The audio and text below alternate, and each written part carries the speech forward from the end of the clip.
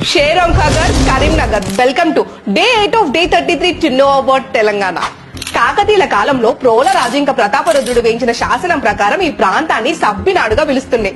ఈ ప్రాంతం కిలాదార్ సయ్యద్ కరీముద్దీన్ పేరు మీద కరీంనగర్ గా పేరు మార్చినారు. కరీంనగర్ లో కరీ అంటే ఏనుగులని, ఈ ప్రాంతంలో ఎక్కువగా ఏనుగులు తిరుగుతున్నాయి కాబట్టి కరీంనగర్ గా పేరు వచ్చిందని కూడా అంటారు. కురిక్యాల గ్రామం బొమ్మలగట్టు పైన జీనవల్లభుడు వేయించిన కురిక్యాల శాసనం ప్రకారమే తెలుగుకి ప్రాచీన హోదా లభించింది. కరీంనగర్ ని సిటీ ఆఫ్ గ్రానైట్స్ అంటారు. ఇక్కడ బావుపేటలో గ్రానైట్ ఇండస్ట్రీస్ కూడా ఉన్నాయి. 1985 లోవర్ మానేరు డ్యాం ప్రాజెక్ట్ రూపకల్పనలో కీలక పాత్ర పోషించిన నీటిపారుదల శాఖ మంత్రి జీవి సుధాకర్ గారి పేరుని లోవర్ మానేరు డ్యాం ప్రాజెక్ట్ కి పెట్టినారు. కరీంనగర్ లో ఈ మానేరు నది పైన తీగల వంతెన కూడా కట్టినారు. సిల్వర్ జూబ్లీ సెలబ్రేషన్స్ లో భాగంగా మీర్ ఉస్మాన్ అలీ ఖాన్ కరీంనగర్ కు వచ్చినప్పుడు వెల్కమ్ కమాండ్ ని కట్టినారు.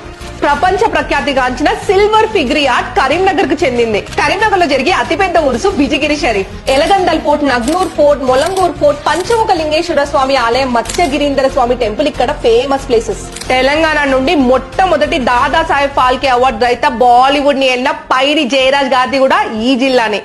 పివి నరసింహారావు గారు, సి నారాయణ రెడ్డి గారు, బద్దం ఎల్లారెడ్డి గారు, father of distance education G Rama Reddy గారిది కూడా ఈ కరీంనగర్ జిల్లానే. మీరు ఒకవేళ కరీంనగర్ జిల్లా నుండి అయితే ఈ వీడియో మన వాళ్ళందరికీ ఫార్వర్డ్ చేయండి.